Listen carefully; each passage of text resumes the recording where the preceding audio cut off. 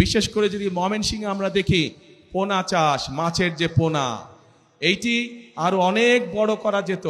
এইটি এখন দেশের বিভিন্ন জায়গায় এই মাছের পোনা সরবরাহ করা হয়, কিন্তু আমাদের পরিকল্পনার মধ্যে রয়েছে কি করে এই মাছের পোনার বিষয়টিকে শুধু দেশের মধ্যে সীমাবদ্ধ না রেখে বিদেশেও কিভাবে রফতানি করা যায়, সেই পরিকল্পনা আমাদের রয়েছে, যাতে করে কর্মসংস্থানের সুযোগ তৈরি হয়, যাতে করে এই এলাকার মানুষ শুধু একটি নয়, এরকম আরো প্রতিষ্ঠান তৈরি করার মাধ্যমে আরো মানুষকে কর্মসংস্থানের ব্যবস্থা করা যায়।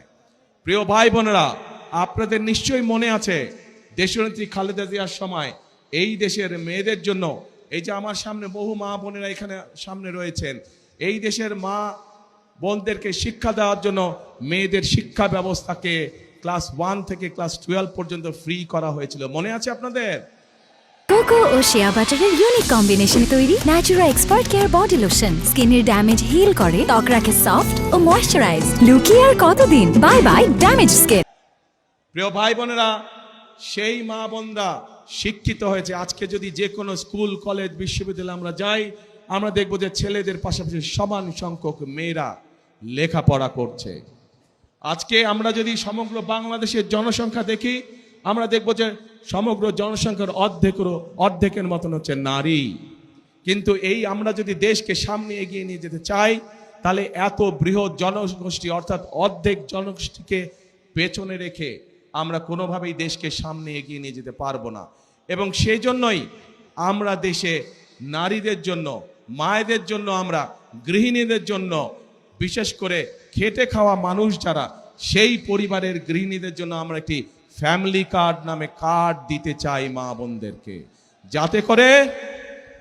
যাতে করে এই ফ্যামিলি কার্ডের সুবিধা প্রত্যেকটি মানুষের, প্রত্যেকটি পরিবারের কাছে, অল্প হলেও প্রত্যেকটি পরিবারের কাছে পৌঁছতে পারে, এবং যাতে করে তারা প্রতি মাসে কিছুটা হলেও স্বাচ্ছন্দ্যে কয়েকটি দিন অতিবাহিত করতে পারেন, একটু হলেও যাতে করে তাদের সহযোগিতা হয়। ঠিক একইভাবে একটু আগে আমি ময়মনসিংহের মৎস্য চাষীদের কথা বলেছি।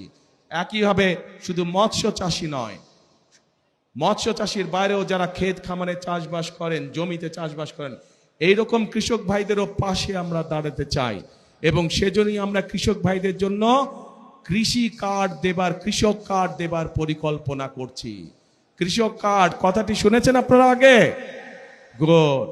এই কৃষক কার্ড কেন আমরা দিতে চাচ্ছি? বাংলাদেশের অধিকাংশ মানুষ কৃষির সাথে জড়িত। এই কৃষক যদি ভালো থাকে, কৃষি ভালো থাকলে বাংলাদেশের মানুষ ভালো থাকবে। সেজন্যই আমরা কৃষক ভাইদের পাশে দাঁড়াতে চাই, কৃষক ভাইদের সহযোগিতা করতে চাই।